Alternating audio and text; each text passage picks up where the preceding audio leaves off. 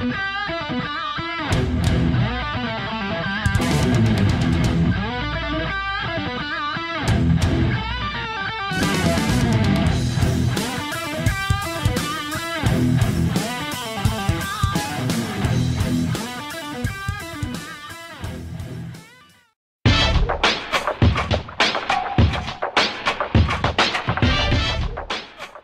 à tous et à toutes, c'est Florian et j'y vais pour une nouvelle vidéo. Salut à tous. Aujourd'hui, on va voir les règles de la phase de mouvement.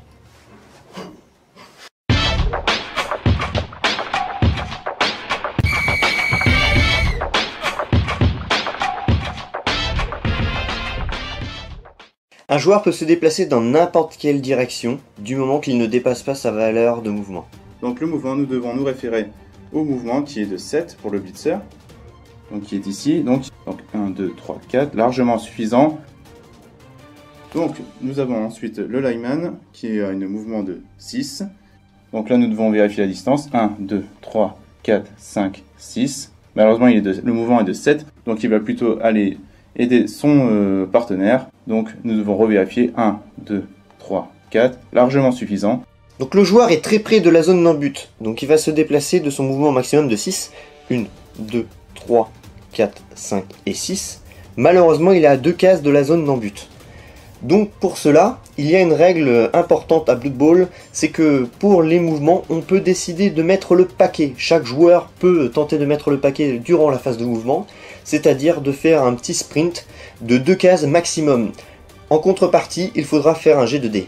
Pour réussir à mettre le paquet, c'est sur du 2+. Donc on positionne la figurine sur la case supplémentaire, donc le premier paquet. 1, 2, c'est réussi. Et le dernier. 1, 4, c'est réussi. Imaginons pour le dernier paquet, le joueur obtient un 1. Il tombe directement et en subit toutes les conséquences. Dans ce cas, vous effectuez un jet d'armure. Et c'est un turnover. Vous ne pouvez plus faire la moindre action et c'est au tour de votre adversaire de jouer.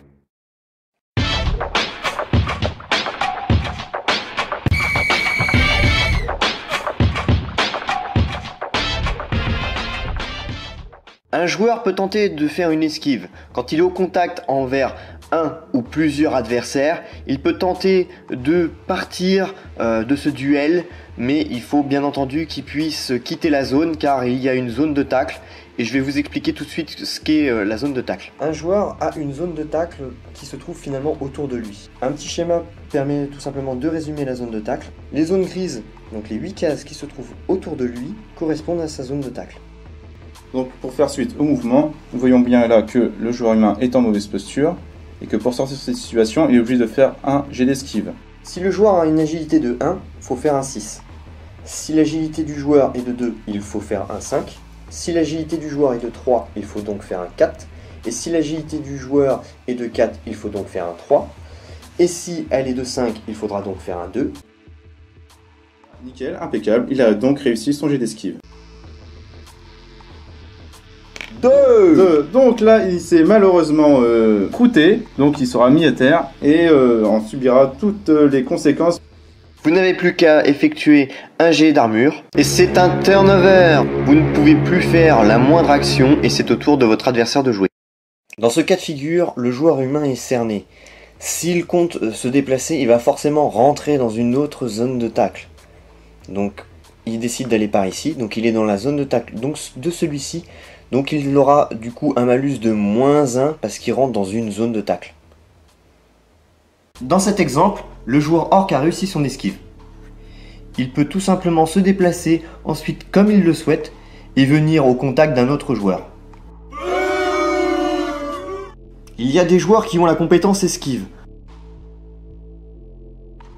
notamment le catcheur humain. Quand il tente justement de faire un jet d'esquive et que malheureusement le jet a été raté, ils peuvent tenter de relancer le dé gratuitement grâce à leurs compétences.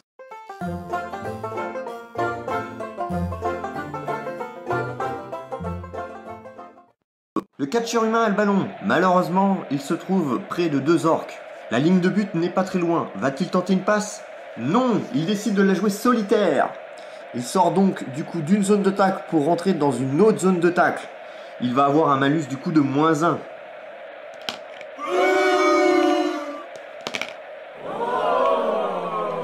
Il a réussi. Il va tenter une deuxième esquive. Cette fois-ci, il ne rentre plus du tout dans une autre zone de tacle et il n'a pas de malus. Il a réussi. Il va continuer son mouvement. Malheureusement, il est trop court. Il se termine à une case. Et oui, il tente le paquet.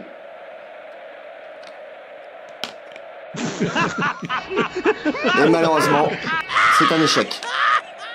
Vous n'avez plus qu'à effectuer un jet d'armure. Et c'est un turnover. Vous ne pouvez plus faire la moindre action et c'est au tour de votre adversaire de jouer. Et voilà, je vous invite à regarder les prochaines vidéos. N'hésitez pas à vous abonner à la page Facebook et YouTube si ce n'est pas fait. Et puis donc du coup on vous retrouve pour de prochaines vidéos. Salut à tous et à toutes. Salut à tous.